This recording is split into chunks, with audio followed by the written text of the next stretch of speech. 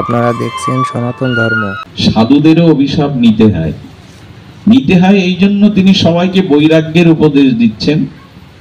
তো দেবর্ষিপাদ নারদ এই অভিশাপ পেয়ে বর মনে করে নাচতে লাগলেন এই জন্য ভালোই করেছেন। এক জায়গায় দাঁড়িয়ে আবদ্ধ থেকে কি হবে? নদীর স্রোত যেমন বহমান হয়ে ছুটে যায়, আমি এক জায়গায় দাঁড়িয়ে কি করব? সারা জগৎ ঘুরে ঘুরে হরি কথা বৈরাগ্য কথা প্রচার করব।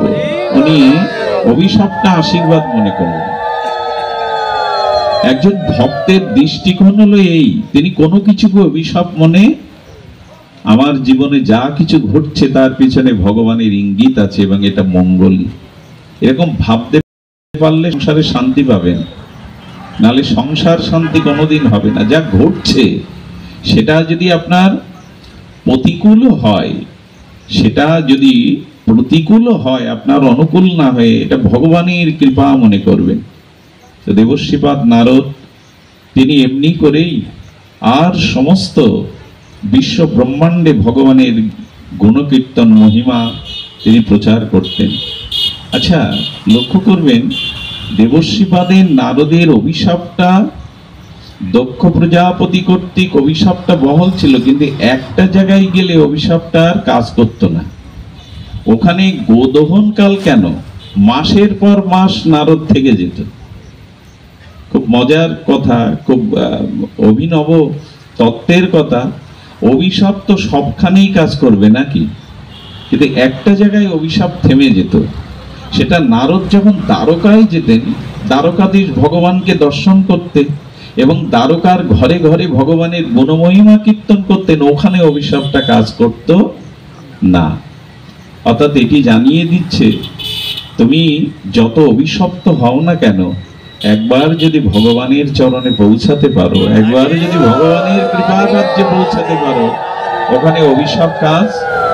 ভাগবত কথা শ্রবণ করেন, পঠিত পাঠ করেন এবং যারা ধ্যাত, অর্থাৎ যারা ধ্যান করেন, হরিকথা শ্রবণ করে বাড়ি গিয়ে ঘুম আসছে না, হরিকথা ধ্যান করেন, আদৃত বা যারা ভাগবতকে আদর করেন, যারা যত্ন করেন আর অনুমোদিত, যারা ভাগবতকে অনুমোদন দেন, ইনি যদি বিশ্বদ্রোহী মহাপাপীও হন, তবু এই কটি ক্রিয়ার দ্বারা, কি ক্রিয়া?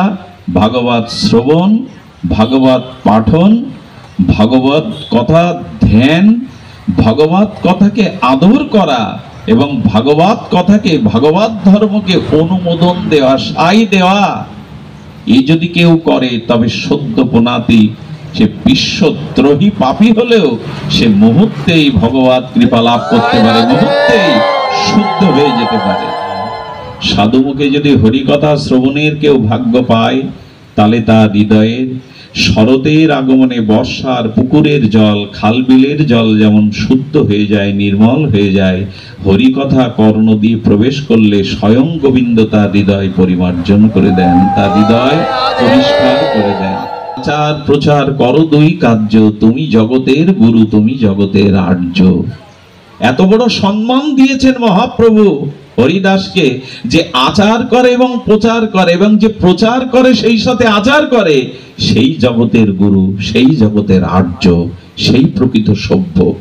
ভগবান বললেন, আমার কথা আচরণ করে যারা জীবের দ্বারে প্রচার করে নিঃস্বার্থ ভাবে, তাদের তার মতো প্রিয় জগতে কেউ আমার নয়।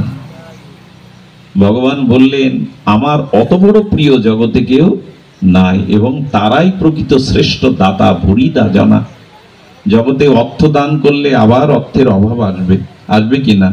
ঘর তৈরি করে দিলে ভূমিকম্পে, ঝড়ে আর সুনামিতে ভেঙে যাবে, কাপড় দিলে আবার মলিন হবে, ছিঁড়ে যাবে।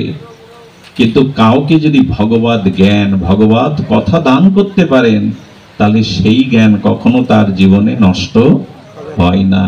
এই জন্য ভুরিদা জানা, শ্রেষ্ঠ দান যদি জগতে কিছু থাকে, তো জীবের দুয়ারে গিয়ে ভগবানের নাম, ভগবানের কথা প্রচার, এর থেকে বড় প্রচার আর না। পথে পরিচিত কোনো মুখ দেখে হলো, দাদা কোথায় গিয়েছিলেন? মৃত্যুঞ্জয়দা কোথায় গিয়েছিলেন? বলে, ওই যে দাদাজির ভাগবত পাঠে গিয়েছিলাম। তখন কি বললো জানেন? আহা, আমারও ইচ্ছা ছিল, যেতে পারলাম না। আহা, ভাগবত শোনার আমার খুব ইচ্ছা। আহা বলা মানে ভাগবতকে একটু আদর জানালো। আসতে পারেনি, শুনতে পারেনি, মাঝপথে আপনার সাথে দেখা হয়েছে, আহা ভাগবত শোনার আমার বড় ইচ্ছা। এই যে আহা বলে ভাগবতকে আদর করলেন, ভগবান বললেন তাকেও আমি ভক্তি দিয়ে আমার যে আদর জানালো ভাগবতকে, তাকেও আমি নিয়ে নেব আদৃত। এরপরে বলছেন আহা অনুমোদিত।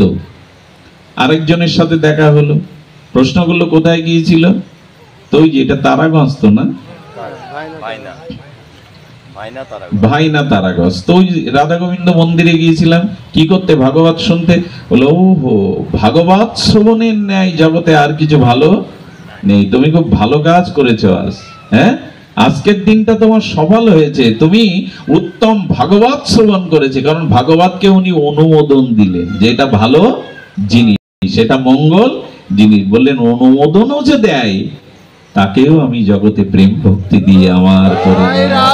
তো সাপ যদি ছোট দংশন করে, তাহলেও বিষক্রিয়া আপনার মৃত্যু ঘটতে পারে। তো ভাগবতের সাথে যে কোনো ভাবে যুক্ত হয়ে যান, সেটা ভাগবতে অনুমোদন দেন, ভাগবতকে আদর করেন, ভাগবত শ্রবণ করেন বা পাঠ করেন, যে কোনো ভাবে ভাগবত ধর্মের সাথে যিনি যুক্ত হন, তিনি বিশ্বত্রয়ী হলেও ভগবান তাকে প্রেম ভক্তি দান করেন। কত মহিমা এখানে বলা আছে। প্রণতি ভাগবত বলছেন, বরাহইতে তেন নয়নে নারনাং, যে চক্ষু দিয়ে ভগবানের শ্রীবিগ্রহ দর্শন হলো না, যে চক্ষু দিয়ে ভগবানের প্রিয় ভক্তের বদন চরণ দর্শন হলো না, ভাগবত সেই চক্ষুকে, তার সফলতাকে আর বিফলতায় পর্যবেক্ষণ করেছেন। তার চক্ষু ধারণ, তার চক্ষু দৃষ্টি পাওয়া বৃথা, যিনি এই চক্ষু দৃষ্টিশক্তি পেয়েও অনুরাগ ভরে ভগবানের বিগ্রহ, বিশেষত ভগবানের ভক্তের চরণ বদন দর্শন করলেন না, তার চোখের কোনো সফলতাই নাই। কারণ ময়ূর পিচ্ছেও দেখবেন, ময়ূরের পাখনাতে নয়ন সাদৃশ্য আঁকানো থাকে, ময়ূর পিচ্ছতে দেখবেন চোখ আঁকানো থাকে। তো ময়ূর পিঠের যে সুন্দর চক্ষুটা অঙ্কিত করা থাকে, সেই চোখ কি দেখতে পায়? পায় না। তেমন তুমি নয়ন ধারণ করেছো, তোমার নয়ন ধারণের সফলতা ভগবান এবং ভক্তকে দর্শন করা, কিন্তু তুমি সর্বকারণের কারণ মাধুর্যমূর্তি ভগবানকে এবং ভগবানের প্রিয় ভক্তকে দর্শন করনি। তো সেই চক্ষুগুলো বরাহিতে ময়ূরের পুচ্ছের চক্ষের মতো, তা বিফল। আর বলেছেন, পাদর নির্ণম তো দ্রুত ভাজ, যিনি শ্রী ভগবান প্রদত্ত দুর্লভ মনুষ্য শরীরে দুটো চরণ পেয়েছেন, পাদ পেয়েছেন বা পা পেয়েছেন, যদি সেই চরণ দুখানা পেয়েও, সুদুর্লভ মনুষ্য জন্ম পেয়েও, সেই চরণের দ্বারা, সেই পদের দ্বারা তিনি ভগবানের ধামে, ভগবানের শ্রীনিকেতনে, ভগবানের গুণকীর্তনে, হরিকথা সান্নিধ্যে যদি পায়ে হেঁটে না যান, তবে তার পদ ধারণ করা, বা ইকোটা বন্ধ করে দাও তো, ইকোটা বন্ধ করো, তার চরণ ধারণ করা বিফল। বিফল এই জন্য যে একটি বৃক্ষের মূল শিকড় থাকে, কিন্তু তার ব্যর্থতা হলো বৃক্ষটি অন্য কোথাও যেতে পারে কি? বৃক্ষ তার স্থান থেকে অন্য স্থানে যেতে সক্ষম নয়। তো তুমি মনুষ্য জন্ম পেয়েও, দুটো চরণ পেয়েও, দুটো পাদ পেয়েও, যদি শ্রী ভগবানের শ্রীনিকেতনে, শ্রীধামে, তীর্থক্ষেত্রে অথবা সাধু সঙ্গ মিলিত হয়ে যেখানে হরিকথা শ্রবণ কীর্তন হচ্ছে, সেই সাধু সঙ্গে না যাও, তবে তোমার চরণ ধারণ করাই বৃথা, এবং সেটি বৃক্ষের মূল শিকড়ের মতো, বৃক্ষের গুড়ির মতো যায়, এক স্থান থেকে আরেক স্থানে যেতে পারে না। এই জন্য সেই মানুষের চরণ ধারণ করা জীবনে সার্থক হয়েছে যিনি চরণ বা তার পা দিয়ে তিনি পদব্রজে ভগবত ধামে ভগবত আনন্দ নিকেতনে সাধুর সঙ্গে যান। এই জন্য বললেন পাদ নির্ণান্ত দ্রুত জন্ম ভাজ ক্ষেত্রানি নানব ব্রজত হরৌষ বৃথা, তার চরণ ধারণ করা একমাত্র বৃথা। এই জন্য শাস্ত্র বলেছেন এই শরীরের প্রত্যেকটি ইন্দ্রিয়গুলিকে আর ভগবত অভিমুখী করো, এটাই ভজন, এটাই ভক্তি। সর্বে ইন্দ্রিয় কৃষ্ণ অনুশীলনম, কর্ণ দিয়ে হরির নামামৃত হরির কথামৃত এটি শ্রবণ করো। আন কথা শুনে কোনো মঙ্গল নাই, আন কথা বিষয় কথা শুনে তোমার জীবনে কোনো মঙ্গল আসবে না, অমঙ্গলই সূচনা হবে। নাসিকা দিয়ে শ্রীমন্দিরে ভগবানের দিব্য সেই নির্মাল্য আরতির সুগন্ধ নাও, ধূপদীপের গন্ধ নাও, তুলসী চন্দন চর্চিত গোবিন্দের চরণের প্রসাদী গন্ধ নাও, সাধু সঙ্গের গায়ের বাতাসটা নাও, তবে তো নাসিকা দ্বারা ভক্তি প্রবেশ করবে। কর্ণকে হরি কথা শোনাও, জিহ্বাকে ভগবানের দিব্য প্রসাদ আদি দাও, চরণামৃত দাও, হরি নাম দাও। এগুলি তোমার জীবনের সফলতা, সার্থকতা। যে বক্ষ কখনো বিশুদ্ধ ভক্তকে আলিঙ্গন করেনি সেই বক্ষটা দেয়ালের মতো। ঘরের একটা দেয়াল সামনের দেয়ালের সাথে মিলতে পারে না, সে দেয়ালের মতো খাড়া দাঁড়িয়েই থাকে। যদি মস্তক পেয়ে থাকো উত্তম অঙ্গ, তবে সবার মধ্যে ভগবান আছেন। সাধুগুরু বৈষ্ণবকে দেখে মাথাটা নত করো। জগৎ নিবাস প্রণামে, এই জগৎটার প্রত্যেক জীবের মধ্যে ভগবান আছেন। প্রত্যেকটি জীবের হৃদয় ভগবানের দিব্য মন্দির, এই অনুভব করে তুমি তোমার মাথাটা নত করো। কিন্তু না, জীবনটা এইভাবে, ইন্দ্রিয়গুলি এইভাবে ভগবানের অনুশীলন করেনি বলেই আমাদের জীবনে ভক্তির সূচনা হয়নি। আর ভজন বা ভক্তির সূচনা না হলে কখনো মঙ্গল সূচনা হবে না, আমাদের জীবনের কল্যাণ ও সূচনায় হবে না। এই জন্য ভাগবত নিবেদন করছেন সর্ব ইন্দ্রিয় দিয়ে ভগবানের অনুশীলন করো। ইন্দ্রিয়গুলি পেয়েছ ভোগের জন্য নয়, ইন্দ্রিয়টা তোমার ভোগ্য পদার্থের জন্য শুধু নয়। এই ইন্দ্রিয়গুলি দিয়ে ভগবানের আনুকূল্য সেবা করলে এটাই তোমার ভক্তি সূচিত হবে, ভক্তির ক্রম বিকাশ হবে এবং মনুষ্য জীবনের সফলতা তুমি প্রাপ্ত হতে পারবে। আসুন আমরা আমাদের ইন্দ্রিয়গুলিকে ভগবত অনুশীলনময় করে তুলি। ভক্তি আর কিছু না, ভজন অন্য কিছু না।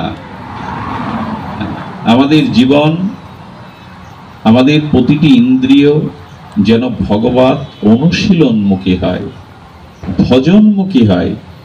এটাই এই শ্লোকের তাৎপর্য। ভাগবতের ছিল শুকমুনি পরমহংস কুলতিলক এভাবেই সূচনা করেছেন আমাদের জীবনের সফলতার গাথা। যদি ভক্তগণ, দেবশ্রীপাদ নারদের একটি অভিশাপ ছিল, আপনারা জানেন। সেটি হলো যে ভগবানের প্রেরণায় ব্রহ্মা যখন মানব সৃষ্টি করেছিলেন, জগৎ সৃষ্টির প্রথম শুরুর দিকে তিনি তার সমস্ত সন্তানদের, মানব সন্তানদের সৃষ্টি করে তারা তপস্যার জন্য, সৃষ্টির পরের তারা তপস্যার জন্য তপবনে যেতেন, জঙ্গলে যেতেন। সেখানে গুরুকুলে তপস্যাদি সমাপ্ত করে যখন গৃহে ফিরে আসবেন, গারস্থ ধর্ম অবলম্বন করবেন, ঠিক তখনই নারদ মাঝখানে এসে দাঁড়াতো। নারদের কাজ তো এই, এসে বলতো যে ব্রহ্মচর্য, যে শাস্ত্র বিদ্যা, যে পরাবিদ্যা তোমরা জেনে এসছো, সেই পরাবিদ্যা এবং শাস্ত্রবিদ্যা, উপনিষদের বিদ্যা জেনে তোমরা সংসারে প্রবেশ করতে যাচ্ছ। সংসারে সুখ নাই, সংসার মায়া দ্বারা নির্মিত। সংসারে জন্ম মৃত্যু জরা ব্যাধি অভিশাপ আছে, এটা অনিত্য, এটা অসুখের জায়গা। আচ্ছা, দেবর্ষিপাদ নারদ যদি এই সব ব্রহ্মচারীদের যারা সমস্ত শিক্ষা সমাপন করে সমাবর্তনের দ্বারা গৃহে আসছে, আর ব্রহ্মার ইচ্ছা তো তাই, তারা ব্রহ্মচর্য পরায়ণ হয়ে শাস্ত্র জ্ঞানের দ্বারা সংসার আর যাত্রা নির্বাহ করুক, সংসারে প্রজা বৃদ্ধি করুক এবং সৃষ্টির ক্রম বিকাশ করুক। কিন্তু দেবর্ষিপাদ নারদের এই বৈরাগ্যের তীব্র উপদেশে সবাই ঘরে ফিরে না গিয়ে আবার জঙ্গলে সন্ন্যাসী হয়ে ফিরে যেত। লক্ষ্য করলেন ব্রহ্মা যে আমার মানস সন্তানগণকে যারা ব্রহ্মচর্য পালন করে গৃহী হবে তারা কেউ গৃহে ফিরে আসে না কেন? অনুসন্ধানে জানতে পারলেন দেবর্ষিপাদ নারদের বৈরাগ্য উপদেশের দ্বারা কেউ আর সংসারে মায়ায় আবদ্ধ না হয়ে সকলেই সন্ন্যাস জ্যোতি ধর্ম গ্রহণ করে ভগবত ভজনে চলে যান। এটা আমার ভুল হলো। ব্রহ্মার পুত্র প্রজাপতি, দক্ষের পুত্র এরা, ক্ষমা করবেন। মনোসংযোগে একটু বিচ্যুতি হওয়া, এমন ভুলটা হওয়া উচিত নয়। ব্যাসপীঠে ক্ষমা সুন্দর দেখবেন। ব্রহ্মার যে 12 জন প্রজাপতি তার মধ্যে অন্যতম দক্ষ প্রজাপতি। এই দক্ষ প্রজাপতির পুত্রদেরই নারদ বৈরাগ্য উপদেশ দিয়ে ফিরিয়ে দিতেন, সংসার করতে কাউকে দেননি। তো দক্ষ রাজা উনি নারদের প্রতি রুষ্ট হলেন এবং সম্মুখে ডেকে তাকে একটা অভিশাপও দিয়ে দিলেন যে গোদহনকাল যে সময়, এই সময় তুমি এক জায়গাতে অবস্থান করতে পারবে না, এটা তোমার অভিশাপ। বোঝা গেল কি? গোদহনকাল যে সময়টুকু, সেই সময় তুমি এক জায়গায় অবস্থান করতে পারবে না। অভিশাপটা দিলেন এই কারণে যে এভাবেই যদি সবাইকে তুমি উপদেশ দিয়ে সাধু তপস্বী বানাও তাহলে সংসার আর কেউ করবে না, সৃষ্টিক্রম বিকাশ আর হবে না। তাই তুমি যাতে না দাঁড়াও বাবা। সাধুদেরও অভিশাপ নিতে হয়, এই জন্য তিনি সবাইকে বৈরাগ্যের উপদেশ দিচ্ছেন। তো দেবর্ষিপাদ নারদ এই অভিশাপ পেয়ে বর মনে করে নাচতে লাগলেন। এই জন্য ভালোই করেছেন। এক জায়গায় দাঁড়িয়ে আবদ্ধ থেকে কি হবে? নদীর স্রোত যেমন বহমান হয়ে ছুটে যায়, আমি এক জায়গায় দাঁড়িয়ে কি করব? সারা জগৎ ঘুরে ঘুরে হরি কথা বৈরাগ্য কথা প্রচার করব। উনি অভিশাপটা আশীর্বাদ মনে করলেন। একজন ভক্তের দৃষ্টিকোণ হলো এই, তিনি কোনো কিছুকে অভিশাপ মনে, আমার জীবনে যা কিছু ঘটছে তার পিছনে ভগবানের ইঙ্গিত আছে এবং এটা মঙ্গলই, এরকম ভাবতে পারলে সংসারে শান্তি পাবেন। নালে সংসার শান্তি কোনোদিন হবে না। যা ঘটছে সেটা যদি আপনার প্রতিকূল হয়, সেটা যদি প্রতিকূল হয়, আপনার অনুকূল না হয়ে, এটা ভগবানের কৃপা মনে করবেন। তো দেবর্ষিপাদ নারদ তিনি এমনি করেই আর সমস্ত বিশ্ব ব্রহ্মাণ্ডে ভগবানের গুণকীর্তন মহিমা তিনি প্রচার করতেন। আচ্ছা, লক্ষ্য করবেন দেবর্ষিপাদের নারদের অভিশাপটা দক্ষ প্রজাপতি কর্তৃক অভিশাপটা বহল ছিল, কিন্তু একটা জায়গায় গেলে অভিশাপটা আর কাজ করতো না। ওখানে গোদহনকাল কেন?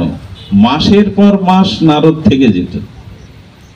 খুব মজার কথা, খুব অভিনব তত্ত্বের কথা। অভিশাপ তো সবখানেই কাজ করবে নাকি, কিন্তু একটা জায়গায় অভিশাপ থেমে যেত। সেটা নারদ যখন দ্বারকায় যেতেন, দ্বারকাধীশ ভগবানকে দর্শন করতেন এবং দ্বারকার ঘরে ঘরে ভগবানের গুণমহিমা কীর্তন করতেন, ওখানে অভিশাপটা কাজ করত না। অর্থাৎ এটি জানিয়ে দিচ্ছে, তুমি যত অভিশপ্ত হও না কেন, একবার যদি ভগবানের চরণে পৌঁছাতে পারো, একবার যদি ভগবানের কৃপা রাজ্যে পৌঁছাতে পারো, ওখানে অভিশাপ কাজ করবে না। দেখুন, সূর্য পূর্ব এবং পশ্চিমে যদি পূর্বে উদিত হয়, পশ্চিমে অস্ত যায়, তখন দেখবেন আপনার ছায়াটা দীর্ঘ হয়, কিন্তু সূর্য যখন মধ্যাহ্ন গমনে থাকে, মাথার উপরে থাকে, তখন দেখবেন ছায়াটার প্রলম্বিত হয় না, চরণের সাথে মিশে যায় কিনা? ঠিক ওই কথাই আমাদের অভিশপ্তময় এই মায়ার সংসারে অভিশাপ একটা জায়গায় গিয়ে থেমে যায়। যেমন মধ্যাহ্নকালীন সময়ে সূর্য মস্তিষ্কের উপরে থাকলে ছায়াটা চরণের সাথে মিলিয়ে যায়, আর দীর্ঘ প্রলম্বিত হয় না, বিম্বের প্রতিবিম্ব ছায়া পড়ে না। তেমনি ভগবানের চরণে যে একবার পৌঁছাতে পেরেছে শুদ্ধ ভজন ভক্তির দ্বারা, সেখানে অভিসম্পদ কাজ করে না। তো ওইখানে এই জন্য উনি বারবার যেতেন, ওইখানে উনি বারবার যেতেন। এবং যেতে যেতে একদিন গুণকীর্তন করতে করতে কি করেছেন, উনি বসুদেব মহাশয়ের ঘরে প্রবেশ করেছেন। শ্রীকৃষ্ণের পিতা দ্বারকায় বসুদেব মহারাজের গৃহে প্রবেশ করেছেন। আর এই জন্য বারবার উনি দ্বারকায় যেতেন। দেখুন, আমরা এখন ভাগবত সান্নিধ্যে এসেছি, মঙ্গলময় সাধু সঙ্গে এসেছি, এই জন্য এখন দেখবেন কোনো মায়ার চিন্তা, সংসার চিন্তা, কোনো দুশ্চিন্তা মন বা আমাদের স্মৃতিকে আক্রান্ত করছে না। তার মানে যেন তেন প্রকারে যদি ভজনে আসতে পারেন, সাধুগুরু বৈষ্ণবের সান্নিধ্যে আসতে পারেন, শ্রী ভগবানের চরণে পৌঁছাতে পারেন, তখন সংসার চিন্তা আপনার আর মাথায় বোঝা হয়ে বা অন্তরে কোনো বিষয় চিন্তা আপনাকে প্রভাব ফেলবে না। তো বসুদেব মহাশয়ের গৃহে দেবশ্রী নারদ গেলে দেবশ্রী নারদকে কে না সম্মান করে। তো বসুদেব তাকে অভিনন্দন জানালেন, বরণ করে নিলেন, নিয়ে প্রশ্ন করলেন। ভাগবত ধর্মের মহিমা সম্পর্কে একটা প্রশ্ন এসেছিল। প্রশ্নটা এভাবে করছেন, জান শ্রুতা শ্রদ্ধায় মোর্চাতে সার্বত ভয়াত। সাধু দেখলে কি প্রশ্ন করতে হয়, এটাও শ্রীগুরু বিদ্যার কাছ থেকে, শাস্ত্রের কাছে জানতে হয়। বাবা শরীর ভালো যাচ্ছে না, বাবা ব্যবসায় লস হয়ে যাচ্ছে, ঘের এবছর ভালো না, এই সব কথা গুরুদেবকে সাধুকে কেন বলবেন আপনি? মাছ মরে যাচ্ছে তো আপনি যারা মৎস্যবিদ তাদের কাছে যান, সংসারে অশান্তি যে যারা সমাজপতি তাদের জানান, সাধুর কাছে কেন এইসব জানাবেন? সাধু দেখলে হাত বাড়িয়ে দিয়ে এরকম বলা উচিত নয়, বাবা দেখুন তো আমার হাতে ধনযোগ আছে কিনা, মঙ্গল যোগ আছে কিনা, এইসব কৌতূহল রাখতে নেই। কি প্রশ্ন করতে হয়, বসুদেব মহাশয় নারদকে পেয়ে, দেবশ্রীপাদকে পেয়ে কি প্রশ্ন করছে শুনুন। উনি প্রশ্ন করছেন যে দেখুন, মানুষের জীবনে ভয় আর ভয়, মৃত্যু ভয়, রোগের ভয়, অভাব অনটনের ভয়, প্রিয়জন হারানোর ভয়, ভয় তো আমাদের তাড়া করেই ফিরে। সকালে ঘুম থেকে ওঠার সাথে সাথে ভয়গুলো ভর করে, এই বুঝি দুঃসংবাদ এলো, আজ বুঝি কিছুর অপেক্ষা আছে, কোনো অমঙ্গলে। তার মধ্যে জরা ব্যাধি মৃত্যু তো আছে, প্রিয়জনের হারানোর বেদনা সবই আছে। তো ভয়টা দূর হয় কি করে, এই প্রশ্ন করলেন। জীবনে সর্বত ভয় কি করে দূরীভূত হয়? প্রশ্ন কাকে বলে দেখুন। বসুদেব মহাশয় প্রশ্ন করছে, দেবশ্রীপাদ আপনি আমাকে জানান যে জীবনে ভয় কি করে অভয় হয়, আর জীবনে কোনো ভয় যাতে আমাকে, আমাদের গোস্বামীপদরা বলেছেন, সংসারী বিষয় আসক্ত জীবের ভয় কেমন জানেন? আপনি যে গৃহে বাস করেন ওই গৃহে মাঝে মাঝে দেখবেন কোনো গর্ত থেকে, চালা থেকে ইঁদুর বেরোয়, এবং ইঁদুরটা যখন ঘরে রাতে ঘুরতে থাকে ও ভীত সংকুচিত থাকে, ভীত সন্ত্রস্ত থাকে। কেন জানেন? বিড়াল যদি ধরে, বাড়ির মালিক কুকুরটা যদি টের পায়, এমনকি মালিকও যদি টের পায়, বিষ টিষ দেবে তো চারিদিকে দেখবেন হতচকিত ভয় পায়। ভয় পেতে পেতে যখন ওর গর্তের মধ্যে চলে যায় তখন আর ভয়টা থাকে না। তো বিষয়ী জীব সারাদিন ঘুমের মধ্যে কুস্বপ্ন, দুঃস্বপ্ন, সমস্ত সময় নিশি জাগরণে একটা ভয় আর ভয় তাকে তাড়া করে। এই বুঝি এই শরীর গেল, রোগের সংবাদ, দুঃসংবাদ নিতে হলো, কত কি ভয় মানুষকে তাড়া করে। তো প্রশ্ন করছেন, জান শ্রুতা শ্রদ্ধায় মত্ত মুষ্টাতে সার্বত ভয়াত। বলেন ভয় কি করে দূর হয়? তো বসুদেব মহাশয় বলছেন যে না, এই ভাগবত ধর্মের কথা শ্রদ্ধালু হয়ে যদি কেউ শ্রবণ করে, নিষ্কিঞ্চন নিরুপাদি অমলা পুরাণ শ্রীমদ ভাগবতীয় কথা যদি শ্রদ্ধার সহিত কেউ শ্রবণ করে, তাহলে সমস্ত রকম জগতের ভয় হতে তিনি চিরমুক্ত হন। এই কথায় বসুদেব মহাশয় বলছেন। যদি কেউ ভাগবত ধর্মের কথা শ্রবণ কীর্তন করে, কথাটি কিন্তু প্রমাণ আছে। আমাদের পরীক্ষিত মহারাজ সপ্ত দিবসে তার বিপ্রভিশাপে মৃত্যুর ভয়ে উনি ভীতই ছিলেন। প্রথমে 7 দিনে যার মৃত্যু হবে বিপ্রভিশাপে, তার একটু ভয় করবে না? মৃত্যু ভয় করবে না? তো উনি যখন ভাগবত শ্রবণ করছেন, চতুর্থ দিনের মাথায় পরমহংস কুলতিলক ছিল সুখদেব গোস্বামী বলছেন, মহারাজ আপনি 4 দিন ধরে কোনো জল ফল মুখে দেননি, প্রয়োগ উপবেশনে আপনি হরিকথা শ্রবণ করছেন, যান আপনি একটু জল মুখে দিয়ে আসুন, একটু ফল মুখে দিয়ে আসুন। বলেছিলেন সুখদেব গোস্বামীর এই উত্তরে, হে শ্রী গুরুদেব, হে আচার্য, আমি জগতের তৃষ্ণা নিবারণ করতে গিয়ে মহা অপরাধ করে মুনির গলায় সাপ জড়িয়ে দিয়েছি, সেটা আমার জলতৃষ্ণা পেয়েছিল, তাই জগতের তৃষ্ণা যে অভিশাপ ডেকে আনে এটা আমি মর্মে মর্মে বুঝেছি। এখন জগতের কোনো তৃষ্ণা আমার নাই, আপনি কৃষ্ণ কথারূপ অমৃত, এই ভাগবত অমৃত, কথামৃত, লীলামৃত পান করাচ্ছেন, এতে আমার জগতের কোনো ক্ষুধা তৃষ্ণা নাই। আর শুনুন, আমি আপনার শ্রীমুখে ভগবানের দিব্য নাম রূপ লীলা অপ্রাকৃত কথা শ্রবণ করে আমার এখন মৃত্যু ভয় নাই। যদি তক্ষক এসে, কি অবস্থা, আপনারা কথা বলেন না, ওই ছেলেটাকে নিষেধ করে, এই তিলক দেওয়া ছেলে, এখন বসো, এখন তিলক দেও না, বসো। সুধীজন, কি বলছিলাম, হারিয়ে ফেললাম। বলছেন, হে কুলতিলক পরমহংস শিরোমণি, আপনার এই অমৃত কথা, কৃষ্ণ গুণ কথা শ্রবণ পর হয়ে যদি তক্ষক আমাকে দংশন করে, তবে আপনার এই হরি কথা শ্রবণ করে এখন আমার মৃত্যু ভয় দূর হয়ে গেছে, মৃত্যুকে আমি এখন ভয় পাই না। তক্ষক আমাকে দংশন করুক, কিন্তু এখন আমার মৃত্যু ভয়, আপনি কৃষ্ণ কথা রস অমৃত থেকে আমাকে বঞ্চিত করবেন না। মৃত্যু ভয় পর্যন্ত দূর হতে পারে যদি ভগবত গুণকথা কেউ শ্রবণ কীর্তন করে। পরীক্ষিত মহারাজই তার প্রমাণ। এই জন্য বললেন, জান শ্রদ্ধা শ্রদ্ধায় মত্ত, এই জগৎ মাঝে যত ভয় ভীতির কারণ আছে, সর্বত ভয়াৎ, সব ভয় দূর হয় যদি ভগবত ধর্মের কথা কেউ শ্রদ্ধালু হয়ে কথাগুলোকে বিশ্বাস করুন, কথাগুলিকে দৃঢ়তার সহিত মেনে নিন। একমাত্র মানুষের জীবনে ভয় দূর হবে তখনই, ভজ হরে মন শ্রীনন্দ নন্দন অভয় চরণারো, ওই চরণে ভয় থাকে না। কোন দুগ্ধপোষ্য শিশু যখন মায়ের কোলে একবার যেতে পারে, মায়ের স্তন পান করে, পৃথিবীর এমন কোন ভীতিকর বস্তু নেই ওই শিশুকে ভয় দিতে পারে। মায়ের কোলে উঠেছে তো, মায়ের বুকে আছে তো শিশু, তাকে কে ডরাবে, কে ভয় দেবে? ক্ষুধার্ত শিশু, ক্রন্দনরত শিশু যদি মায়ের স্নেহ বৎসল মায়ের বুকে একবার যেতে পারে, শিশুর আর ভয় থাকে না।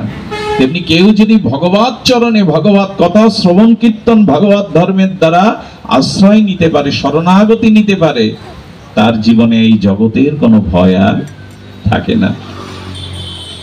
তো এই উত্তর যখন বসুদেব মহাশয় নারদের প্রশ্নে দিলেন, তখন আবার প্রশ্ন এলো।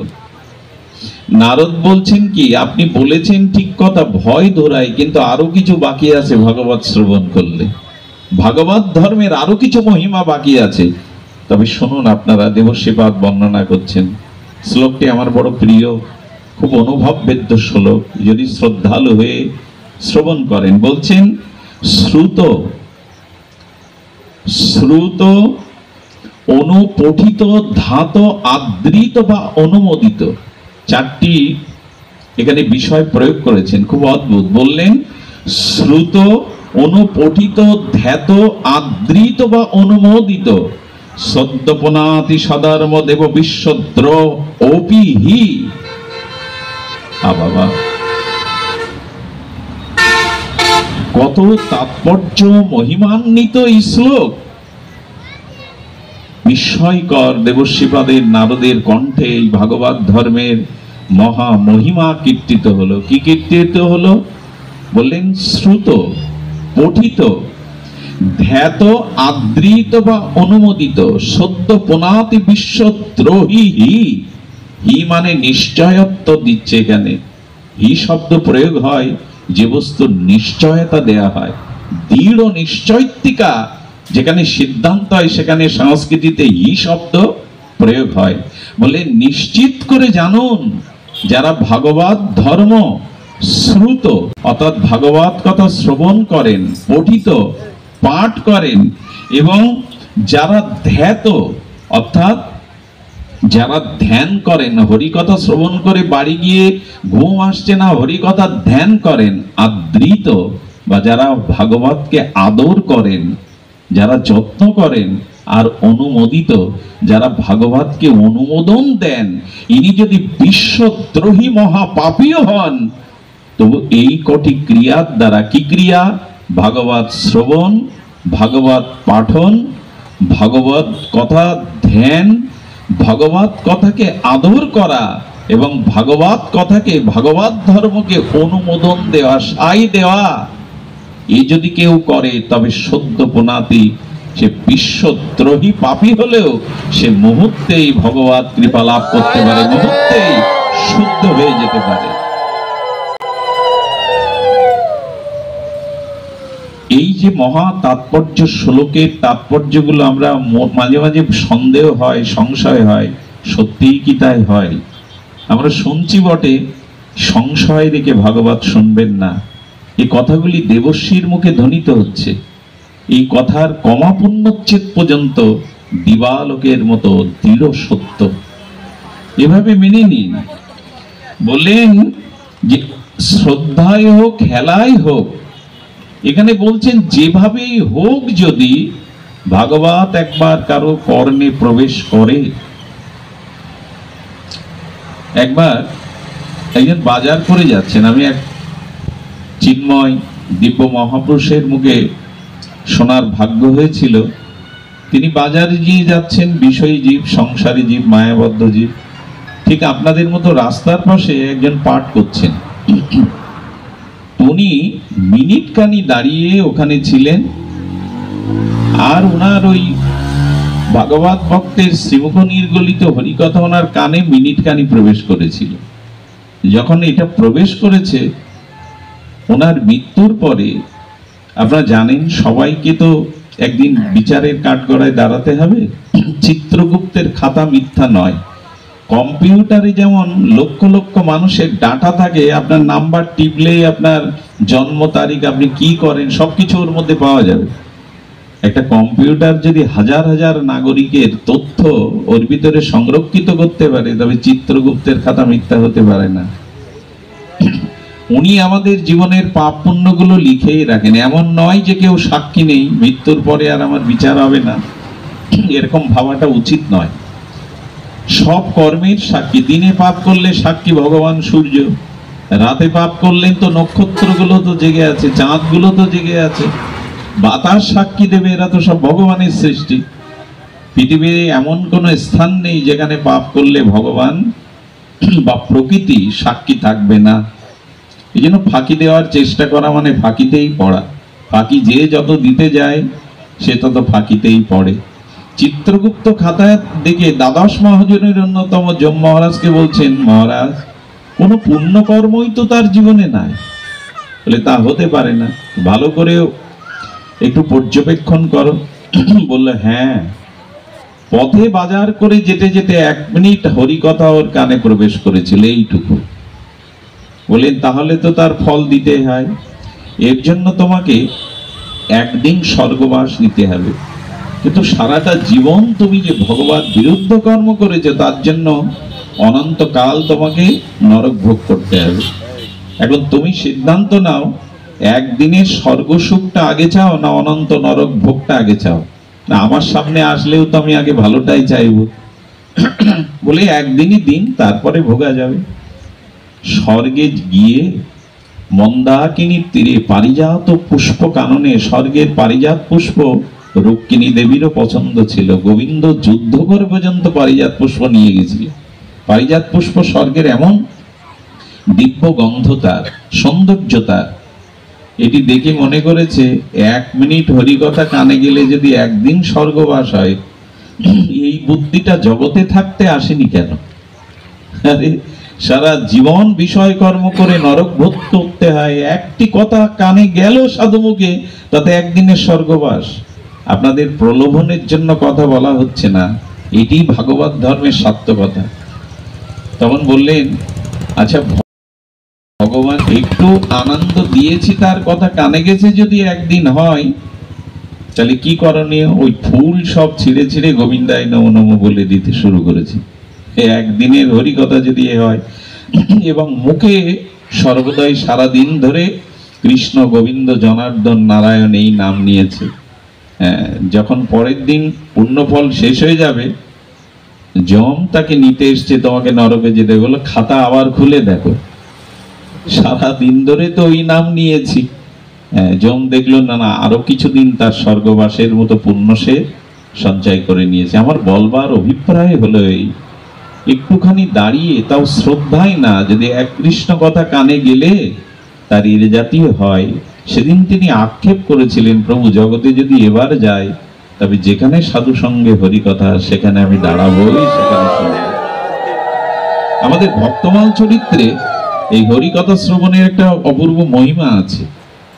আমার নামটা ঠিক, চরিত্রের নামটা মনে নেই। ভক্তমাল চরিত্রে নাভাজি গোস্বামী লিখেছেন, বংশ পরম্পরায় তাদের চুরি এই ব্যাপারটা ছিল, বংশ পরম্পরায়। আগে এরকম ছিল, ডাকাতের ছেলে ডাকাত হবে, সবার যে হতো তা না, ব্যতিক্রম ছিল।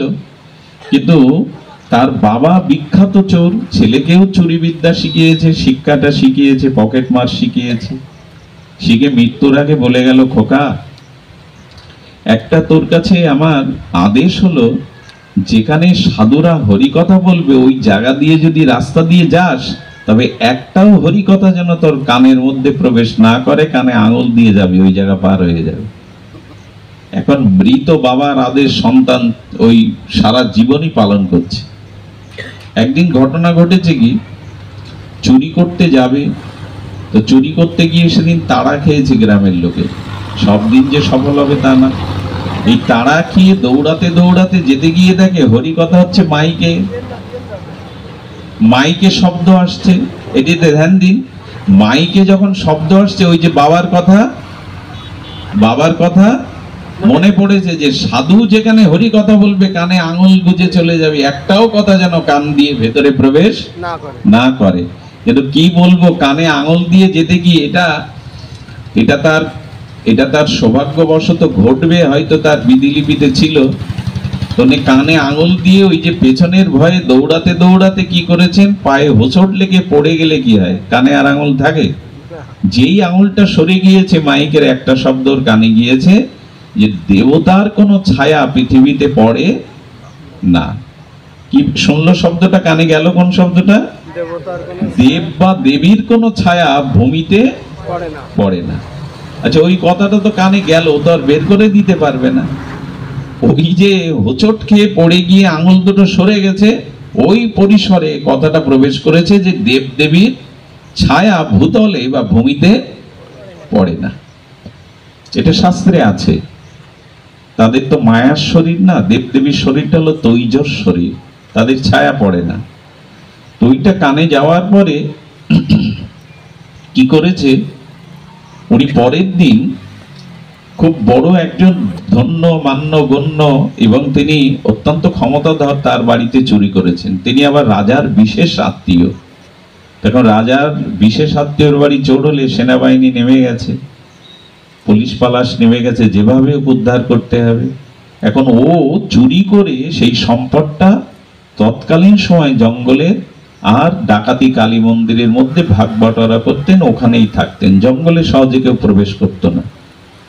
এখন অনুসন্ধান টিম খুঁজতে খুঁজতে, রাজার আত্মীয়, তিনি প্রভাবশালী ব্যক্তি, এটা খুঁজতে খুঁজতে তিনি সন্ধান নিলেন যে ডাকাতটা প্রায় সেই জঙ্গলে কালী মন্দিরে যায়। উনি দিনের বেলায় একজন ফোর্স পাঠালেন, অনুসন্ধান কর্মী পাঠালেন, এসে দেখলেন যে কালী মন্দিরে রাতে যে আসে তাদের পায়ের চিহ্ন বা তাদের ব্যবহৃত বস্তু পড়ে আছে। উনি বুদ্ধি করে, মন্ত্রীর সাথে বুদ্ধি করে কি করলেন জানেন, সে কালী মূর্তি ওখান থেকে জঙ্গলে সরিয়ে নিলেন। একজনকেই পুরোপুরি কালী সাজিয়ে ওখানে জ্যান্ত দাঁড় করিয়ে রেখেছেন সন্ধ্যাবেলায়, ঠিক ওইরকম অবয়ব করে পূর্ণাঙ্গ সাজিয়ে গুজিয়ে রেখেছেন। যখন রাত্রে ওই যে চুরি করে এসে ধন ভাগ বাটোয়ারা হয়, সবাইকে ভাগ করে দিচ্ছেন, আর সকলের মধ্যে আলোচনা হচ্ছে আমরা যে বাড়িতে চুরি করেছি ওরা কিন্তু চারিদিকে হন্য হয়ে খুঁজছে, ধরা পড়ার সম্ভাবনা আছে, তোমরা সতর্ক থেকো। এই বলতে বলতে হঠাৎ উনি দেখছেন যে মায়ের মূর্তির ছবি ছায়া পড়লে তো বোঝা যায়, ও তখন চমক লেগে গেছে। আরে ওই যে ভাগবতে তো কখনো মিথ্যা বলবে না পাঠক, যে দেব দেবীর কোনো ছায়া ভূতলে, তার মানে আমাদের ধরার কোনো ফন্দা হতে পারে, এ তো দেবী হতে পারে না, সাধুর কথা তো মিথ্যা হতে পারে না। যেই শুনেছে ও চম্পট দিয়েছে, দৌড় দিয়েছে ওখান থেকে। পাশে যে সেনারা ছিল তারা এসে ওর সাগরেদদের ধরলো, ও বেঁচে গেল। সেই দিন জানলো কেন বাবা নিষেধ করেছিলেন কানে যেন হরি কথা কোনোদিন প্রবেশ না করে। আর সামান্য একটা কথা অসাবধানে কানে ঢুকলো, যার দ্বারা আমি তো ধরা পড়লে আমাকে ফাঁসিতেই চড়াতো, ধরা পড়লে তো সারা জীবন কারাগারেই পচে মরতে হতো, একটা কথা এরকম জীবনকে বাঁচিয়ে দেয়। পরবর্তীতে ইনি পরম ভক্ত হয়ে গেছিলেন ভাগবত। একটা মূল্যবান সঠিক ঔষধ গালের ভিতরে গেলে, আপনার উদরস্থ হলে, পাকস্থলিতে গেলে অনেক রোগ একসাথে কাজ করে। তো ভাগবত ধর্ম এমন, ভাগবত কথা এমন, কোনো একটা কথা যদি জীবনে আপনার হৃদয়ে চলে যায়, আপনার জীবনের সমস্ত ভীতি অমঙ্গল দূর হবে, আপনি পরিপূর্ণ কল্যাণ লাভ করতে পারবেন। তো এখানে কি বলছেন শুনুন, বলছেন যে যদি কেউ ভাগবত কি বলে শ্রুত, প্রথমেই বলছেন যদি কেউ ভাগবত শ্রবণ করে, কি করে? শ্রবণ করে। শ্রবণাঙ্গ ভক্তির কথা তো আপনারা বহুভাবে শুনেছেন। শ্রবণাঙ্গ ভক্তি হলো মূল উৎখাত বিধায়িনী, ভবতর কৃষ্ণান্ন অন্য তৃষ্ণা ক্ষয়াত। হরিকথা যেখানে হয় তাকে বলে ভক্তি গঙ্গা। কি বলে? হরিকথার একটা স্রোত যাচ্ছে না, এই তরঙ্গে একটা স্রোত যাচ্ছে হরিকথা। তো হরিকথার গঙ্গার তীরে যে ব্যক্তি এসে দাঁড়ায়, যেখানে হরিকথা হচ্ছে ওটা তো ভক্তি গঙ্গা, ওর তীরে যারা দাঁড়ায়, আচ্ছা যেখানে স্রোতস্বিনী নদী, সেই নদীর ঢেউগুলো যে কুলে আসতে পড়ে, ওখানে কোনো বৃক্ষ দাঁড়াতে পারে, বাঁচতে পারে? কি হয়? বৃক্ষগুলো মূল উৎপাটন হয়ে যায়, কারণ ওই তরঙ্গগুলো, ঢেউগুলো বারবার আঘাত আনলে মূল শিকড় উপড়ে যায়। তো রূপ গোস্বামী বলছেন কেউ যদি ভাগবত শ্রবণ করতে আসে, অর্থাৎ যেখানে হরিকথারূপ, ভাগবত কথারূপ ভক্তির গঙ্গা স্রোত বইছে, ওর কূলে যদি কেউ এসে দাঁড়িয়ে শ্রবণ করে, তবে হরিকথার তরঙ্গ তার হৃদয়ে লেগে তার সংসারের যে মায়ার শিকড় সেগুলো উপড়ে ফেলে দেয়। মূলোৎখাত বিধায়িনী। আর কি হয়? কোন তৃষ্ণার্ত ব্যক্তি যদি শীতল মৃষ্টি নদীর কূলে গিয়ে দাঁড়ায়, সেই শীতল নদীর শীতল মৃষ্টি জলের হাওয়া যদি তার গায়ে আসে, তার তৃষ্ণা, যেটা কঠোর তৃষ্ণা ছিল, তীব্র তৃষ্ণা ছিল, সেটা কিছুটা নিবাবিত হয় না? হয় কি না? তৃষ্ণার্ত ব্যক্তি শীতল মৃষ্টি নদীর কূলে দাঁড়ালে ওর যে শীতল হাওয়াটা লাগলে তার তৃষ্ণা কিছুটা নিবারণ হয় কিনা? তো রূপ গোস্বামী বললেন হরিকথা যেখানে কীর্তন হয় সাধু কর্তৃক, তার কূলে যদি কেউ গিয়ে দাঁড়ায়, তাহলে তার জগতের যে কামনা বাসনা তৃষ্ণা অনেকটা নিবাবিত হয়ে যায়, তার বাসনা আর কাজ করে না। এবং কি হয়? কৃষ্ণান্ন অন্ন তৃষ্ণা ক্ষয়াত। দেখুন, জগতের ভোগ বাসনা তৃষ্ণা কমে যায়, কিন্তু আর একটা তৃষ্ণা বেড়ে যায়, আবার কবে হরি কথা শুনতে পাবো, কৃষ্ণ কথা তৃষ্ণা তার বেড়ে যায়। মণি চক্র দেখবেন সরোবরে কি করে, সরোবরে রাজহংসগুলো সরোবরে বা নদীতে, মিষ্টি নদীর জলে আসমন করে। হংস কি করে? জলগুলো আসমন করে না সর্বদা ঠোঁট দিয়ে। তো যারা যোগী ঋষি মুনি, বা যারা নারদের মতো, সুখদেবের মতো, ব্যাসদেবের মতো, সুত মুনির মতো, তারা এই হরিকথার গঙ্গাতে সর্বদা হরিকথা আসমন করতে থাকে, সর্বদা আসমন করতে থাকে। ঘূর্ণাবলী বলেছেন নদীর মধ্যে যদি ঘূর্ণাবর্ত তৈরি হয়, ঘোল তৈরি হয়, ওর মধ্যে পড়লে সহসে বস্তু উঠতে পারে?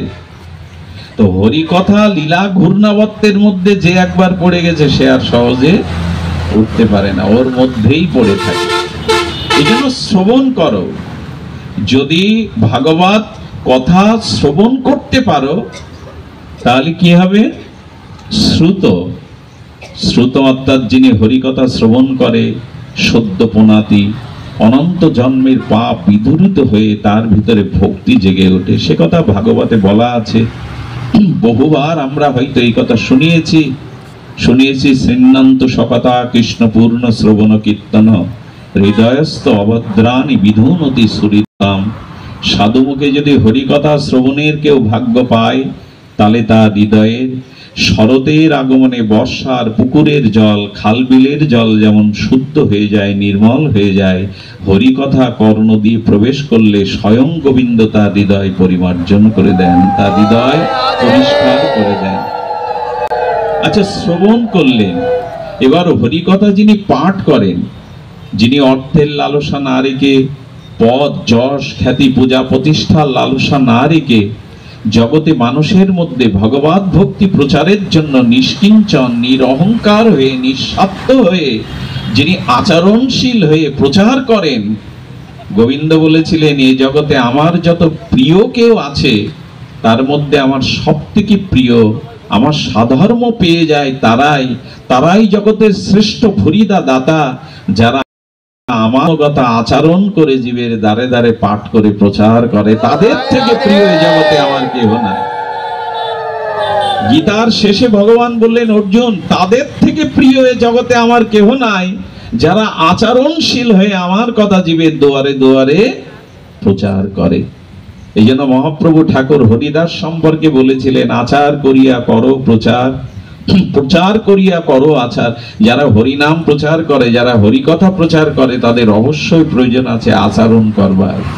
নালে আমার কথা কেউ নেবে না, আমার কথাই জীব জাগবে না। নিজে আচরণ না করলে তোমার কথায় কারো জাগরণ হবে না। এই জন্য বললেন, আচার করিয়া করিও প্রচার। আর আচার যদি সব নাও পারো আচরণ করতে, তবে প্রচার করতে করতে আচার শুরু করে দাও। যা মুখে বলছি তা যেন আমি আচরণ করি। প্রচার করে আচার করো, আর আচার করতে করতে প্রচার। আচার প্রচার করো দুই কার্য, তুমি জগতের গুরু, তুমি জগতের আর্য। এত বড় সম্মান দিয়েছেন মহাপ্রভু হরিদাসকে, যে আচার করে এবং প্রচার করে, এবং যে প্রচার করে সেই সাথে আচার করে, সেই জগতের গুরু, সেই জগতের আর্য, সেই প্রকৃত সভ্য। ভগবান বললেন, আমার কথা আচরণ করে যারা জীবের দ্বারে প্রচার করে নিঃস্বার্থ ভাবে, তাদের তার মতো প্রিয় জগতে কেউ আমার নয়। ভগবান বললেন, আমার অত বড় প্রিয় জগতে কেউ নাই, এবং তারাই প্রকৃত শ্রেষ্ঠ দাতা, ভরিদা জানা। জগতে অর্থ দান করলে আবার অর্থের অভাব আসবে কিনা? ঘর তৈরি করে দিলে ভূমিকম্পে, ঝড়ে আর সুনামিতে ভেঙে যাবে। কাপড় দিলে আবার মলিন হবে, ছিঁড়ে যাবে। কিন্তু কাউকে যদি ভগবত জ্ঞান, ভগবত কথা দান করতে পারেন, তাহলে সেই জ্ঞান কখনো তার জীবনে নষ্ট হয় না। এই জন্য ভরিদা জানা, শ্রেষ্ঠ দান যদি জগতে কিছু থাকে, তো জীবের দুয়ারে গিয়ে ভগবানের নাম, ভগবানের কথা প্রচার। এর থেকে বড় প্রচার আর নাই। কে? ইসকনের প্রতিষ্ঠাতা আচার্য ভক্তি বেদান্ত প্রভুপাদ 70 বছর বয়সে আমেরিকার মতো জায়গায় গিয়ে, যারা মদ ভোগ বাদ নিয়ে মেতে আছে, 70 বছরের বৃদ্ধ, হাতে কিছু নেই, তিনি পুরো আমেরিকাকেই জয় করলেন শুধু হরিনাম হরিকথার বলে। তার কাছে অন্য কোনো বল ছিল না। এই জন্য যারা হরিকথা, ভগবানের কথা আচরণশীল হয়ে প্রচার করেন, তাদের থেকে প্রিয় জগতে আর কেউ নাই। স্বামী বিবেকানন্দ 1893 খ্রিস্টাব্দে বিশ্ব ধর্ম সম্মেলনে, ইতিহাস আপনাদের অনেকের জানা, যারা জানেন না বলি, সে সময় সারা ইউরোপ পাশ্চাত্য জয় করেছিলেন, পৃথিবীকে নাড়া দিয়েছিলেন এই ভারতীয় গৌরিক বেশধারী স্বামী বিবেকানন্দ। তো ওনার এত শত্রু, সম্মান বাড়লে আর সম্পদ বাড়লে শত্রু বাড়ে। এই জগতে শত্রু কার বেশি জানেন? যার সম্মান আছে আর যার সম্পদ আছে। এই দুটো বাড়লেই আপনার শত্রু অজান্তেই বেড়ে যাবে। তো স্বামীজি সে সময় পত্র পত্রিকায়, সারা বিশ্বব্যাপী সভ্য সমাজে, পাশ্চাত্যে প্রাচ্যে এতটা সুনাম ছড়িয়ে পড়লো যে এক সময় সেই পাদ্রীরা, খ্রিস্টান প্রচারকরা, তাদের এটা প্রতিহিংসার কারণ হয়ে গেল। স্বামীজিকে চা চক্রের আমন্ত্রণ করেছিলেন, চার মধ্যে বিষ দিয়েছিলেন, এটা খেলেও মারা যাবে, আর বিদেশে কে কার বিচার করে? তো উনি তখন বিদেশে গেছেন, তখন এগুলো পেতেই হতো। স্বামীজি চার কাপটা নিয়ে যখন মুখে দিতে যাবেন, দেখেন ওর মধ্যে ঠাকুর রামকৃষ্ণের ছবি ফুসে উঠেছে, এবং সঙ্গে সঙ্গে কি করেছে, একটা বিড়াল এসে চার কাপটা ফেলে দিয়ে বিড়ালটা পান করে ওখানেই মরে পড়ে থাকলো। স্বামীজিকে জানান দিয়ে গেল এটা বিষ আছে। স্বামীজি নীরবে চলে গিয়ে ধ্যানে বসলেন। গুরুদেবকে এমনি করে তাকে রক্ষা করেন। যারা ভগবানের প্রচার করেন, ভগবান তাদের সর্বতোভাবে, শ্রী গুরুদেব তাদের সর্বতোভাবে রক্ষা করেন। কারণ ভগবানের প্রচারটাই হলো জগতের সর্বশ্রেষ্ঠ দান। তো ভগবান বলছেন, দেবর্ষিবাদ নারদ বললেন, শ্রুত পঠিত, যারা শ্রবণ করে। তবে একটা কথা বলি, যারা পাঠ করে তাদের থেকে যারা শ্রদ্ধার দ্বারা শ্রবণ করে তাদের মহিমা আরো বেশি। যিনি পাঠ করেন তার অভিমান থাকতে পারে, আমি পাঠক, আমি বক্তা, একটা নিজের অভিমান কাজ করতে পারে, কিন্তু যারা মাটিতে নিচে বসে শ্রবণ করে তাদের কোনো অভিমান কাজ করে না। এই জন্য যারা শ্রবণ করে তাদের মহিমা আরো বেশি কীর্তন করা হয়েছে। সুধীজন, এরপরে বললেন ধ্যাত। আমি আপনাদের একটা কথা বলি, ঘোলটা, দধিটা যদি ভোরবেলা মন্থন না করেন, ওর থেকে মাখন উঠবে কি? হরিকথা শুনে তাদেরই কাজ হয় না, তাদেরই চরিত্র গঠন, জীবন পরিবর্তন হয় না, যারা হরিকথা শুনে গিয়ে পরে আর মনন করে না, ধ্যান করে না। মন্থন না করলে মাখন উঠবে? মা উঠবে কি? উঠবে না। এই যে হরিকথা শ্রবণ করছেন, যেটা স্মৃতিতে, যেটা হৃদয়ে দাগ কাটছে, এটা বাড়ি গিয়ে ধ্যান করতে হয়, মানে চিন্তা করতে হয়। চিন্তা করাটা কেমন জানেন? এই যে গাভী মা গুলো, গোবৎসগুলো, গাভীগুলো, তারা সারাদিন ধরে খায় না, তারা তৃণ লতা খড়কুটো গলৎকরণ করে, ভেতরে ঢোকায়। খায় কখন জানেন?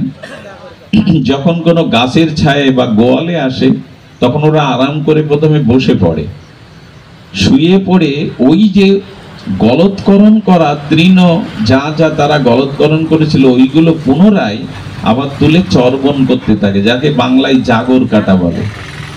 আচ্ছা, যদি ওই খাদ্যগুলো, তখন কি হয় জানেন, ওই খাদ্যগুলোতে এত রস আনন্দ পায় যে ওর দুই গাল শিবে দেখবেন রস খরিত হয়, গেজা খরিত হয়। ওই সময় খাদ্যের আনন্দটাও পায়। যখন খেয়েছিল তখন গলৎকরণ করেছিল, আনন্দ পায় না। আচ্ছা, যদি সারাদিন খেয়ে এসে জাগর না কাটে, তার অসুখ হয়েছে বলেই তো পরিগণিত হয়। হরিকথা যারা শোনে আর এখান থেকে চলে গিয়ে মনে রাখে না, আচ্ছা তুমি কাল কি শুনেছিলে, অত কি আর মনে থাকে?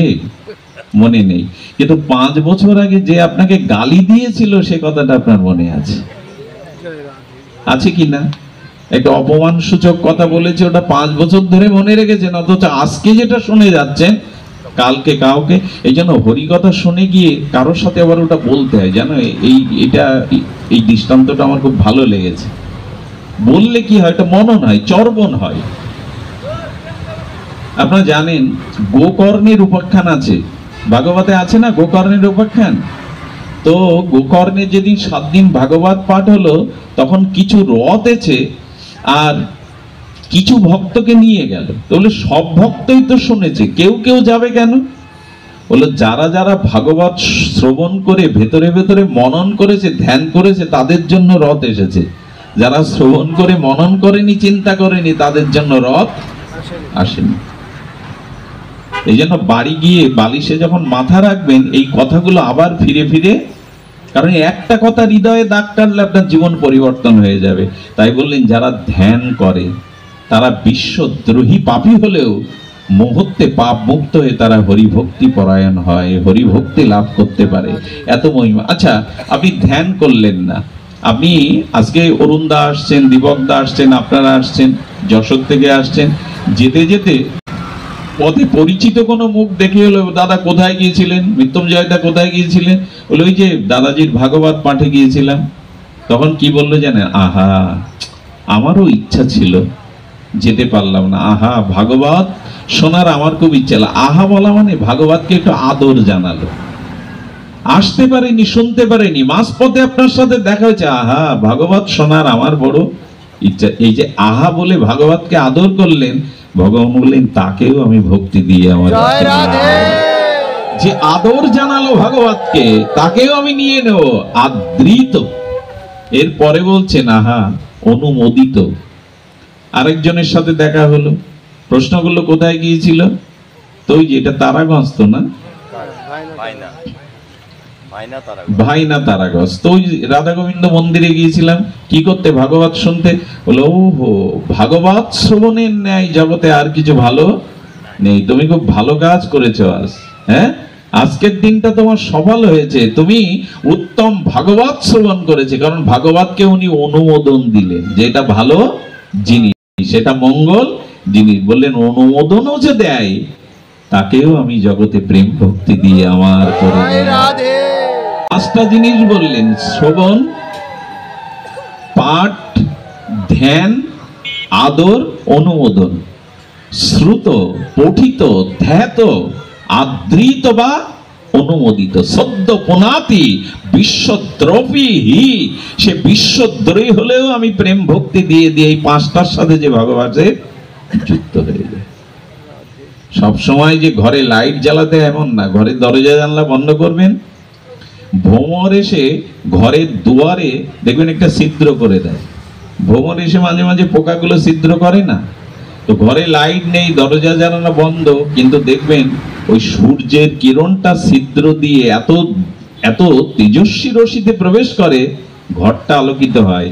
এবং খালি চোখে ঘরের মধ্যে যে স্তরণগুলো ছিল সূক্ষ্মদানা দেখা যায় না, কিন্তু ওই ছিদ্র দিয়ে যে সূর্যের কিরণ ঘরে প্রবেশ করে, ওর মধ্যে দেখবেন সাদা সাদা স্তরণগুলো খালি চোখেই দেখতে পাবেন।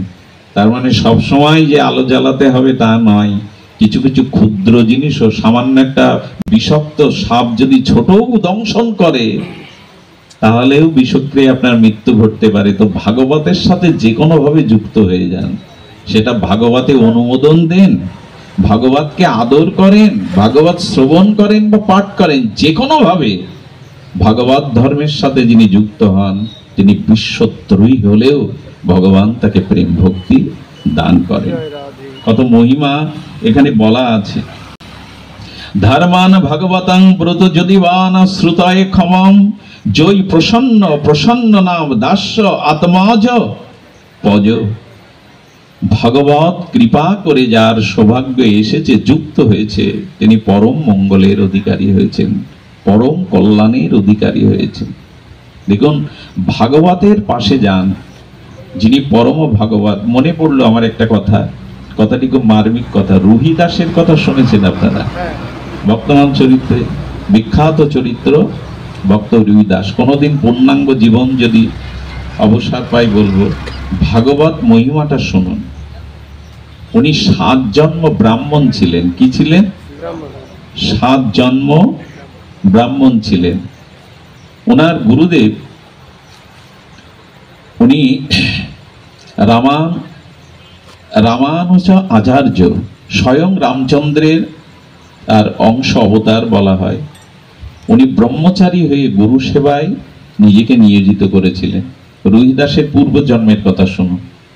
উনি রামানুজাচার্য আচার্য দেবের সাক্ষাৎ শিষ্য ছিলেন, ব্রহ্মচারী ছিলেন। তো ব্রহ্মচারী রামানুজাচার্য আচার্যের নিয়ম কি ছিল জানেন? নিয়ম ছিল বেদজ্ঞ পবিত্রধারী ত্রিসন্ধ্যা গায়ত্রীকারী ব্রাহ্মণের বাড়ি থেকে ভিক্ষা করে তবে ভোগ লাগিয়ে, ব্রহ্মচারী ভোগ লাগিয়ে তবে পেতেন, না হলে পেতেন না।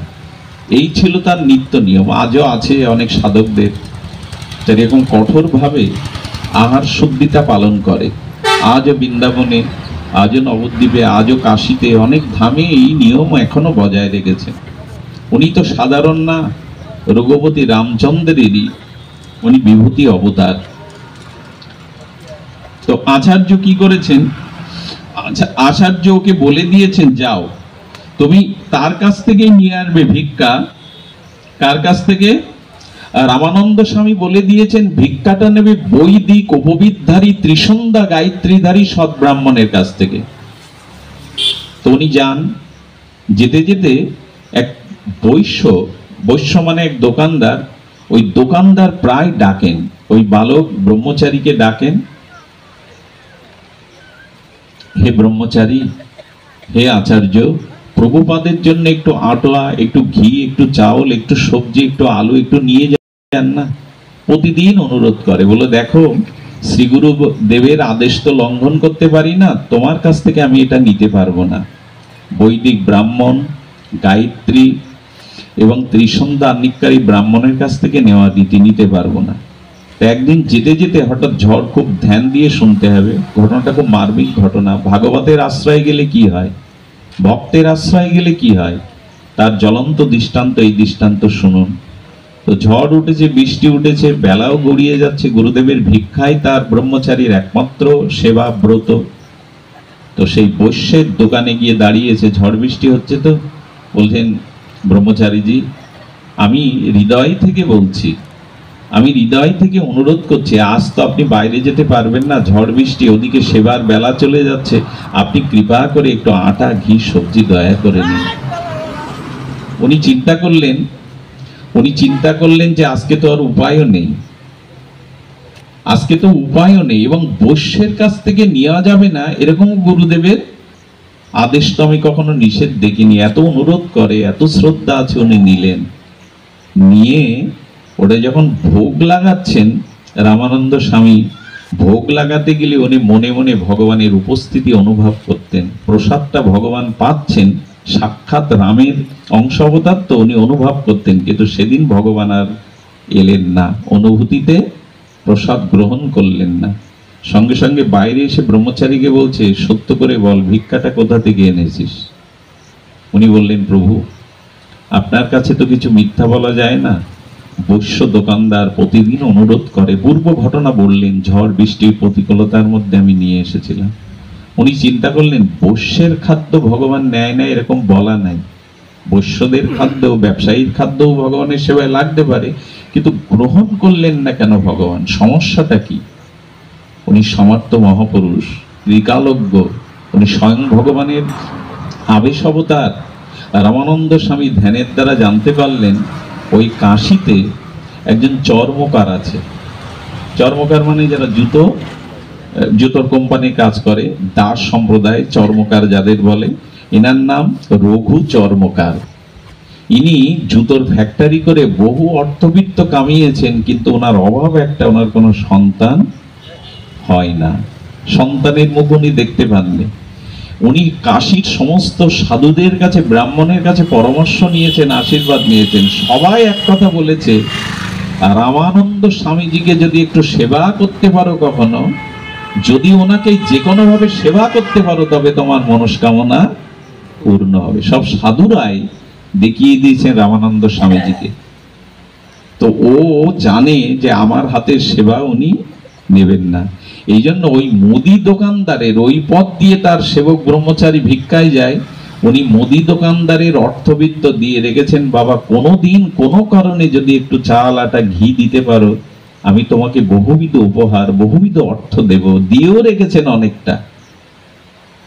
যখন ধ্যানে এটা পেলেন, তখন শিষ্যকে বললেন, ভালোই করেছিস, আজ আমার ভোগ ভগবান গ্রহণ করেনি। কারণ কেউ যদি, আচ্ছা আপনাদের মনে হতে পারে উনি চর্মকার, উনি দাস সম্প্রদায়ের, ওনার বস্তু ভগবান তাহলে সেবায় নেবে না, একথা আবার কেউ ভাববেন না। কারণটা অন্যখানে।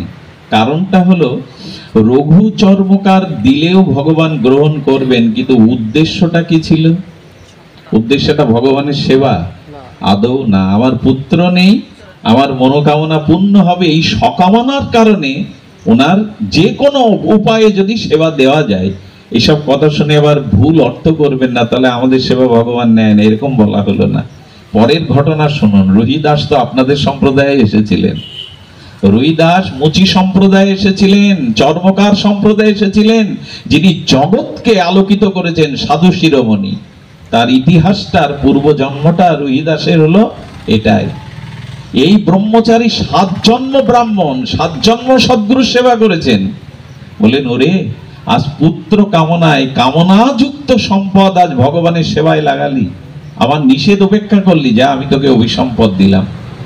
অভিসম্পদ হলো, যা তুই চর্মকারের ঘরে জন্ম নে। এখানে অনেকগুলো মীমাংসা হয়ে গেল। দেখলেন, যার দ্রব্য ভগবানের সেবায় লেগে গেছে আমার হাত দ্বারা, তার আশা তো পূর্ণ হতেই হবে। তা নাহলে তো সাধুর মহিমা থাকবে না। যেহেতু রঘু চর্মকারের দ্রব্য সেবায় লেগে গেছে, তাই আশীর্বাদ করলেন যা, আর তুই গুরু আজ্ঞা লঙ্ঘন করার কারণে তোকে অভিশাপ নিতে হবে, তুই ওই রঘুর ঘরেই জন্ম নে।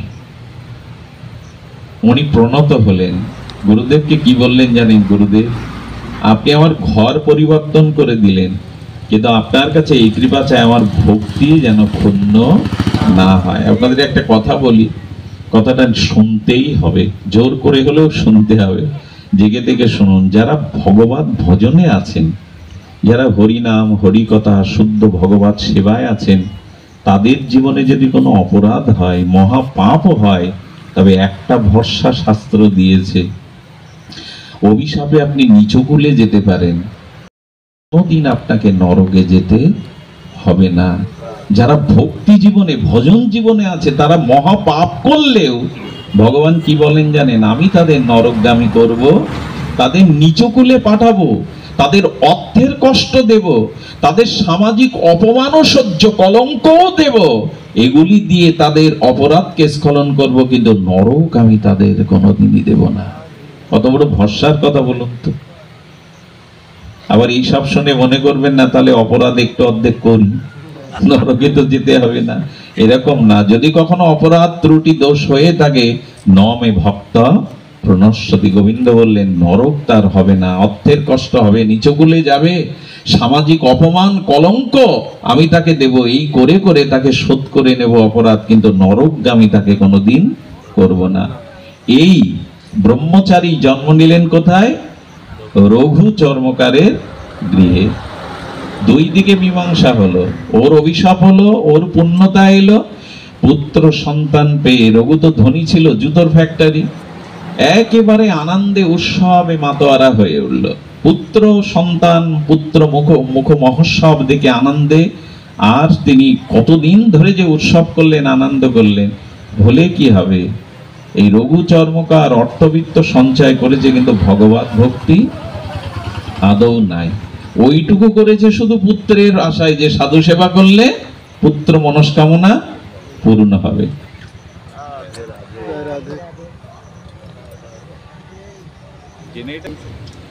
জয় রাধে। বৈদ্যুতিক বিচ্ছিন্ন হওয়ায় আমরা ফিরে আসি। জয় নিতাই গৌর প্রেমানন্দে হরি বল। আমি খুব সংক্ষিপ্ত করে আমাদের আলোচনা, শুধু ভক্তগণ, হবে কি বাবা? হবে। জয় রাধে। আসুন আমরা মনোসংযোগ ফিরিয়ে আনি হরিকথার দিকে। আমি বিশ্রাম করছি স্বল্প সময়ের মধ্যে, যেহেতু একটা প্রসঙ্গ শুরু হয়েছে, প্রসঙ্গটা একটুখানি পরিপূরণ করতে হবে। তো সমস্যা যেটা দেখা দিল, রঘু চর্মকারের সন্তান কি দেখা দিল? মায়ের বুকে দুধ টেনে খায় না। এখন সন্তান জন্মাবার পরে যদি মাতৃস্তন পান না করে, তখন তো আর কটু দুধের ব্যবস্থা এরকম ছিল না। প্রকৃতি স্বাভাবিক থাকায় এই ছেলেটা রুগ্ন হতে থাকলো। এখন ধ্যানের দ্বারা রামানন্দ স্বামীজি জানতে পারলেন যে তারই শিষ্য জন্ম নিয়েছে রঘু চর্মকারের পুত্র হয়ে। একদিন উনি আশ্রম থেকে বেরোন না, সর্বদা ধ্যানে থাকে অন্তর্মনে, একদিন ঢুকবে না সেই চর্মকার পাড়ার মধ্যে। সবাই তো অবাক, রামানন্দ স্বামীজি আসছেন, স্বয়ং ভগবত পুরুষ, সবাই চারিদিকে সরে যাচ্ছে, কেউ সরে যাচ্ছে, যাবে না রঘু চর্মকারের গৃহে। গিয়ে যাবার পরে যখন গেছেন, ওরা গোবর ছড়া দিয়েছেন, পাদদর্ঘ দিয়েছেন, পাদস্খলন করেছেন, স্বামী স্ত্রী প্রণাম করে ওরা চোখের জলে বলছেন, প্রভু আপনি এসেছেন? বলে হ্যাঁ এসেছি, একটা কারণ আছে, তোমাদের সে পুত্রটা কই? গুরুদেব ছেড়ে দেন না কাউকে, এই হলো শ্রী গুরুদেব। পুত্রটা কই? পুত্রটা কোলে নিয়ে বলছেন, প্রভু একটা নিবেদন ছিল, এ পুত্র মায়ের স্তন পান করে না, দুগ্ধ পান করে না। তখন বললেন, আমি ওকে মন্ত্র দেব, এই মুহূর্তে দুগ্ধ পান করবে, কিন্তু তোমরা সরে দাঁড়াও, একাকী না হলে মন্ত্র ক্রিয়া করবে না। গুরুদেবকে পেয়ে আনন্দে চোখের জল ফেলছেন, আর বললেন, দেখ অপরাধের ভার নিলেও ভক্তি কখনো নষ্ট হয় না। আপনারা জানেন চিত্রকেতু রাজা শিবের চরণে অপরাধ করে তিনি বেত্রাসুর অসুর হয়েছিলেন পার্বতীর অভিশাপে, কিন্তু ভক্তি নষ্ট করতে পারেননি। আজকের 2 ঘন্টা যদি এখানে ভগবত ভজন করেন, আপনার জীবনে যত অপরাধ হোক, যত নিচে যান, এই ভজনের সম্পদটা আপনার নষ্ট। মাটির নিচে আপনি টাকা রাখলে, কাপড় রাখলে, খাদ্য রাখলে সব নষ্ট হয়ে যাবে, সোনা রাখলে নষ্ট হবে কি? 100 বছর পরেও সোনা নষ্ট হবে কি? ভজন কখনো নষ্ট হয় না। কোনো অপরাধে যদি আপনি অসুর কুলেও আমি যাই, নিচু কুলেও যাই, তবু পূর্ব জন্মের যে ভজন সেটা নষ্ট করার ক্ষমতা কারণ এই ভজন এত শক্তিশালী, এত মহিমান্বিত জিনিস। তাই ভজন করে যান, অপরাধ হলে যদি পতনও হয় তবু ভক্তি নষ্ট হবে না। বললেন, শোন, কেন মায়ের দুগ্ধ পান করছিস না? আরে সন্তান হয়ে যখন মায়ের গর্ভে জন্মেছিস, স্তন তো তোকে পান করতে হবে। শিশু কথা বলল গুরু কৃপায়, গুরু স্পর্শে বলছেন, আমার মা এখনো দীক্ষা পায়নি, মা বৈষ্ণবী নন, তার দুগ্ধ কি করে পান করি? গত জন্মে একজন অভক্তের অন্ন আপনাকে পাওয়ানোর কারণে আজ আমি এই কুলে জন্মেছি। আর যদি এবারও আমি অভক্তের, অবৈষ্ণবের দুগ্ধ পান করি, তাহলে আমার পতন আরো হবে। কেউ যদি বলেন মায়ের বিচার করছে, সে